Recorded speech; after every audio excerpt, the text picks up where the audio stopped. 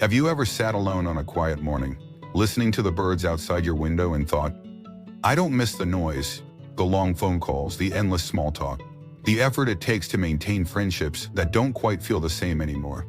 As we age, especially after 70, something begins to shift. The world slows down. And so do we.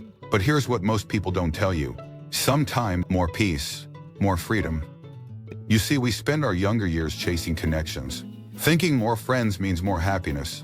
But for many seniors I've met in the US and Europe, the opposite turns out to be true. Fewer friends means fewer obligations, fewer disappointments, and more space for what truly matters. This isn't about being alone.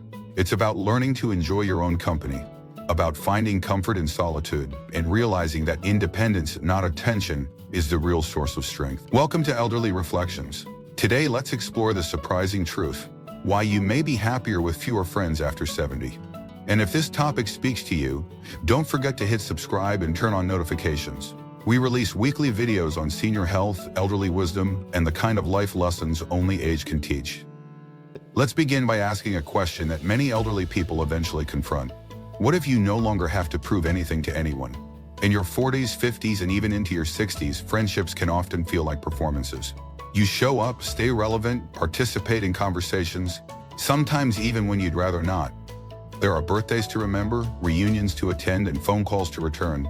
Not because you want to, but because it's expected. But once you pass 70, that drive begins to slow, and for many, it fades altogether. Take Harold, a 73-year-old retired engineer from Minnesota. He had friends in every aspect of his life, his church group, his workplace, his neighborhood. But when he retired, something changed. I waited for people to reach out, he said, but nothing happened. And after a while, I didn't feel abandoned, I felt relieved. He began to reflect on what those friendships were built on. Routine, convenience, proximity. What Harold realized was that many of his relationships had served a chapter of his life, but that chapter had ended. This clarity is what many refer to as elderly wisdom, the ability to let go of what is no longer authentic. At this stage of life, you stop needing to prove your worth to others. Your value is no longer defined by how many people show up to your birthday or how often your phone rings. It's defined by your own peace of mind. Letting go of shallow connections isn't bitterness, it's clarity. It's a quiet confidence that says, I know who I am, and I'm enough. Now imagine how your days might feel if they weren't filled with constant obligation, but with peace. Let's take the story of Margaret, a 76-year-old woman living in a coastal town in northern England. For over a decade, she hosted a monthly book club, complete with tea, shortbread, and pleasant banter. But after her husband passed, something in her shifted. I'd listened to him talk, she said, but I started feeling like I was just filling space. The stories, the gossip, the complaining, it felt heavy. So Margaret did something radical. She stopped going. She stopped answering messages about lunch plans. At first, her absence raised eyebrows, but over time she found herself falling in love with silence. She spent mornings in her garden, she listened to Debussy, she painted, she reread her favorite novels. This time, not for the sake of discussion, but simply for joy. There's a deep, quiet magic in not having to explain yourself, she told me. That's something nobody talks about. This shift isn't just emotional, it's biological. The aging brain, according to researchers in the Journal of Aging Studies, naturally begins to prefer lower stimulation, not because it's less capable, but because it's wiser. Our minds after 70 crave meaning, not motion. And with fewer social obligations, many seniors finally discover the power of inner stillness. Let's face a hard truth. Maintaining too many friendships after 70 often leads to more disappointment than joy. William, 79, from Toronto, shared his story over a cup of coffee one late autumn morning. I was always the one calling, he told me. Always checking in, remembering birthdays. One day I thought, what if I stopped? What would happen? So he did. Weeks passed, then months. Some replied with delayed messages, others vanished entirely. At first I felt hurt, William admitted. Then I realized I'd been holding on to friendships that had already let go of me. This is a life lesson from the elderly that hits home for many. Friendship isn't measured by how long it lasts, but by how mutual it feels. Letting go doesn't mean isolating. It means prioritizing your own peace. It means freeing yourself from the weight of one-sided relationships. When seniors let go of these social obligations, something remarkable happens. Their energy returns. Not physical energy, necessarily, but emotional bandwidth. They begin investing in hobbies, reconnecting with nature, or sometimes simply taking afternoon naps without guilt. As William put it, it's like I was finally breathing with both lungs again. But what about loneliness? Isn't that the risk of pulling back? That's where the final and most profound realization comes in. True companionship isn't always found in other people. Eleanor, 82, lives alone on a quiet patch of land in Oregon. Widowed at 60, she spent years believing she needed a bustling social life to feel fulfilled. I joined every group I could, she said. Church choir, bingo, a local walking club. But I came home every time feeling more tired than joyful. Then one winter, she let it all go. She stopped showing up. At first I was scared. I thought I'd sink into loneliness, she said. But the opposite happened. I started enjoying my own company. Eleanor now keeps a daily journal. She talks to her cat. She reads poetry aloud by candlelight. I used to think companionship meant having someone across the table, she shared. But now I know it can mean having peace within yourself. Psychologists call this emotional self-sufficiency. Seniors call it freedom. And perhaps that's the greatest elderly reflection of all. After a lifetime of noise, drama, effort, and expectation, peace becomes the most beautiful companion of all. So if you're 70, 75, 80, or even 90, and you've noticed your circle shrinking, don't panic. Don't chase. Instead, pause, reflect. Ask yourself not who's left, but what feels right. Because maybe, just maybe, happiness was never about the number of friends you had. Maybe it was about finding the quiet space where your soul could finally exhale. And when the soul finally exhales, something shifts inside. Many seniors who embrace this path begin to notice unexpected benefits. They find themselves more in tune with nature. They become more present in small moments. A walk around the block becomes meditation. Cooking for one becomes an act of care. For many, these ordinary acts transform into rituals of contentment. Take Jeanette, age 81, who lives in the countryside of southern France. I used to dread waking up to silence, she shared. Now it's my favorite part of the day. She rises before sunrise, makes her coffee slowly, and writes down 3 things she's grateful for. Sometimes it's the sunrise. Sometimes it's the fact that my knees didn't hurt that morning, but I no longer need chatter to feel alive. Jeanette is not alone. In Denmark, a growing movement among retirees called Enkel Live, meaning simple life, is spreading. It encourages seniors to stop over-socializing and instead create space for meaning. Many in this group practice what they call deliberate solitude, setting boundaries on relationships, turning off their phones, and spending one day a week without talking. Not in sadness, but in celebration of presence. As one participant, 77-year-old Niels, said, "We speak so much we forget to listen to the world." In Finland, 74-year-old Helena made a bold decision after decades of being the family caretaker. "I stopped attending family events just to smile and nod. I told them I love you, but I also need silence now." Her children were shocked, but eventually they came to understand. Helena spends her evenings knitting, listening to the wind, or rereading letters from her youth. Remind me that I still exist beyond my roles, not as a wife or mother or friend, but as me. This reassembling is common among many in their 70s and 80s. In fact, a study from the University of Exeter found that people over 70 report higher levels of emotional satisfaction when they reduce their social commitments and increase solitary or mindful activities. It's not antisocial behavior. It's a shift in values. Seniors are not withdrawing from life. They are walking more deeply into it. Even technology plays a different role now. Instead of using social media to maintain dozens of shallow connections, many older adults are using it to quietly observe, learn, or reconnect with forgotten passions. "I started following a painting channel on YouTube," shared Gloria, 79, from Chicago. "It was the first time in years I picked up a brush.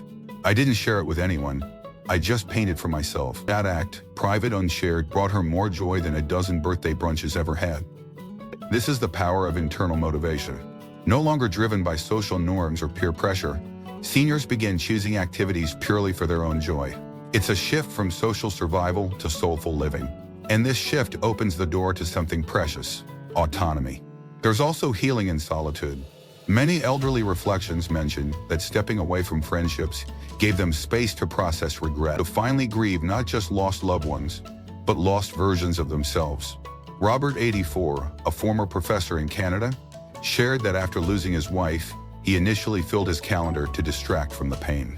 "But the grief waited. It sat with me like a shadow," he said. It wasn't until I cleared my days that I finally sat with her memory, and in that silence, she became closer again. This is what psychologists call reintegrative solitude, using quiet time not just for rest, but for deep emotional repair. Seniors are often uniquely equipped for this. They carry decades of life inside them. When they finally slow down and tune in, they hear echoes from the past, lessons, memories, truths that were buried beneath busyness, and many find comfort there. The truth is, independence after 70 isn't lonely, it's layered, it's complex. It's often misunderstood by outsiders, especially younger people who equate social interaction with value. But seniors know different.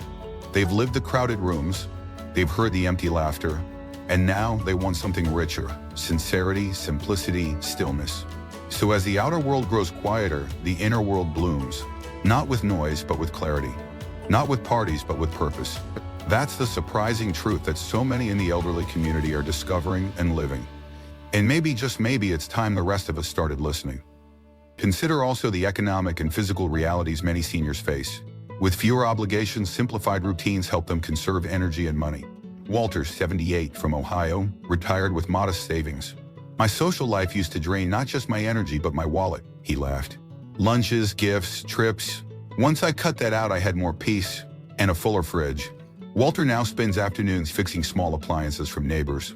Not for money, but for fulfillment. I think old age means giving up purpose. But I've never felt more useful. This sense of renewed contribution, driven not by peer expectation, but personal rhythm, is at the heart of what many call a second quiet career. It's not about climbing ladders or accolades. It's about finding meaning in small acts. Growing vegetables, mentoring, or simply listening. Agnes, 85, from rural Scotland, mentors young mothers through handwritten letters. "They don't know me, but they feel heard," she says. "And I feel needed, not because I chased it, but because I stood still and let it come." There's also a spiritual element to this stage. Many seniors, free from group chatter, reconnect with faith, meditation, or introspection. Their prayers are slower, more intentional. Their gratitude is quiet, yet constant. Rosa, 80, from Portugal, says, "I stopped asking God for things. Now I just say thank you." She prays alone in her courtyard each morning, not for salvation, but for presence. And maybe that's what fewer friends after 70 really means. Not absence, but essence. A refined way of being. A distilled version of life where only the vital remains. Peace, purpose, and presence.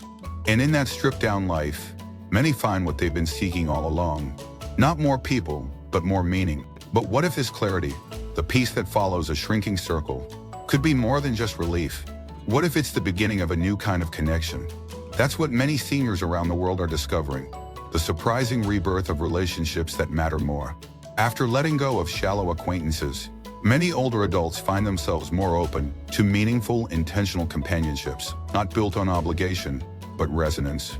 Dorothy, 76, from Vermont, had stopped attending her weekly knitting circle. "I felt like a ghost," she said. "I was there, but nobody really saw me." So she left. Months later, one of the quietest women from that group, Linda, reached out. Just the two of them met for coffee, and it changed everything. "We didn't talk about yarn," Dorothy laughed. "We talked about our husbands, about our fears, about who we used to be." They now meet once a week, not as an activity, but as a ritual of truth. "She's not a friend, she's a mirror," Dorothy told me. Across elderly reflections in North America and Europe, this pattern is clear. Fewer people, deeper roots. Connection becomes less about numbers and more about presence. It's what psychologists describe as companion intimacy. Non-romantic, emotionally supportive relationships that deepen late in life.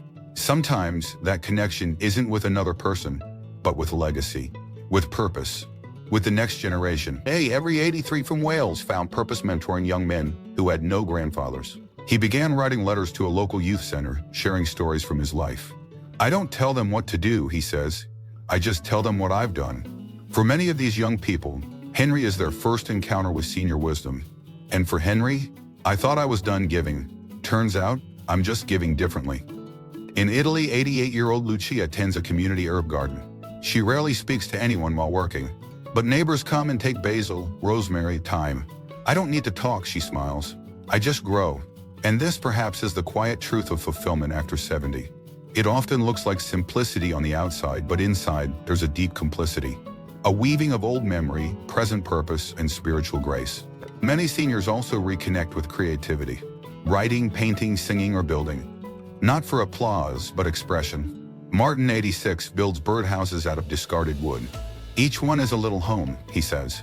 Like we all are, worn, but sheltering something beautiful. At the heart of this stage is not withdrawal, but intentional presence. It's not avoidance, but realignment. It's when the elderly realize that the world's pace doesn't need to be theirs. That stillness is not stagnation, but a sacred rhythm. In Germany, 75-year-old Hans retired from public school teaching and began attending a small philosophy circle once a month. They don't debate, they reflect. We sit with the same question for 2 hours, he said. Sometimes we speak, sometimes we don't. The point is not to answer, but to understand. This slow, deep way of living nourishes the spirit in ways that fast-paced, socially noisy environments can't. Seniors often say they begin to feel time differently, not as something to fight against, but to flow with. Helen, 79, from Ireland, says, "I used to check the clock a dozen times a day. Now I follow the sun." Her days begin and end with light, not schedules. There's also a rebirth of spirituality in this season of life, not always religious, but deeply sacred. Time spent in silence, walking barefoot in grass, watching a bird feed its young, these become quiet acts of prayer, and from this comes a sense of awe that re-enchants the world. "Every leaf feels like a miracle," said Paul, 82, from British Columbia. "Not because I'm sentimental, but because I finally have time to see it." This awe often creates a deeper sense of empathy. Many seniors become less judgmental, more accepting.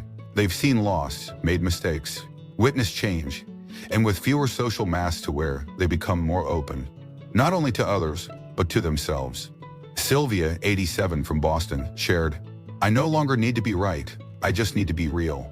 Even relationships with a strange family sometimes begin to shift. Not all wounds heal, but many soften. Letters are written, voicemails are replayed, and sometimes reconciliation is not a dramatic reunion, but a quiet release of resentment. "I forgave my brother," said Louis, 80, from Michigan, "not because he apologized, but because I didn't want to carry it anymore." And in this space of emotional freedom, some even fall in love again. Not always romantically, but in soul-to-soul companionships that defy labels. Esther, 78, and Ruth, 76, met during a Tai Chi class in Colorado. "We finish each other's silences," Esther said. "She's my favorite hello." So to live with fewer friends after 70 is not to be abandoned. It is to choose more carefully than ever before who and what you allow into your heart. And that decision can make life fuller, not emptier. This isn't a slow fade. It's a conscious refinement, a stripping away of noise so the music of your own life can finally be heard. And that music, sung quietly through stories, smiles, letters, gardens, and glances, might just be the most beautiful thing you leave behind. Because in the end, legacy is not a crowd. It's the echo of authenticity. And that echo will carry far beyond what you can see. So here's the truth. After 70, you may not need more friends. You may need more truth, more time, and more trust in yourself. Don't fear the silence. Don't chase after the past. What you're living now is not less. It's distilled, it's deliberate, and it's yours.